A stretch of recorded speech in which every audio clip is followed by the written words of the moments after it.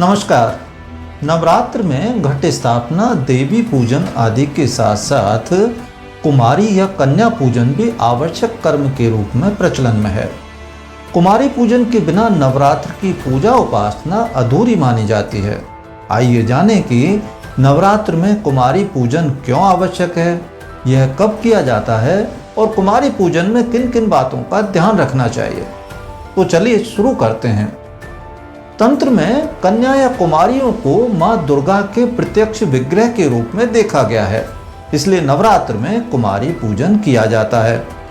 मां दुर्गा के समान इनका पूजन करना कल्याणकर माना गया है। सिद्धांततः प्रतिपदा से नवमी तक कुमारियों को दुर्गा स्वरूपा मानकर उनका पूजन करना चाहिए। यदि प्रतिदिन कुमारी पूजन संभव ना हो तो व्रत के पारण के दिन यानी अष्टमी या नवमी को कुमारी पूजा अवश्य करनी चाहिए।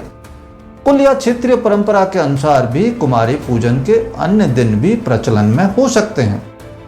जहां तक कुमारी पूजा में ध्यान रखने योग्य बातों का प्रश्न है तो 2 वर्ष से 10 वर्ष की कन्याओं को कुमारियों के रूप में पूजा जा सकता है, परंतु इनमें से 7, 8, 9 वर्ष की कन्याओं का पूजन अधिक श्रेष्ठ माना गया है।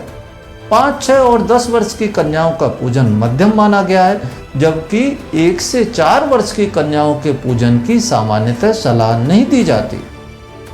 नवदुर्गा के रूप में 9 कन्याओं का पूजन करना चाहिए। जैसा कि पूर्व में कहा गया है, कुमारी पूजन उसी भाव से करें जैसे माँ दुर्गा साक्षात विराजमान हो।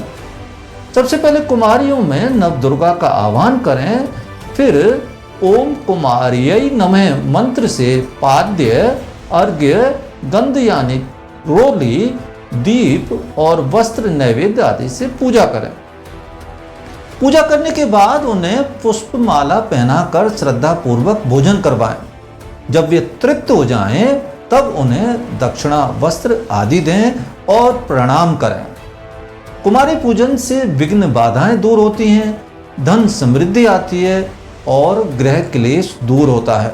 विवाह योग्य युवक युवतियों के विवाह की बात बनती है, तो इस बार आप भी पूर्ण श्रद्धा और विश्वास के साथ कन्या पूजन करें और मां दुर्गा की कृपा प्राप्त करें।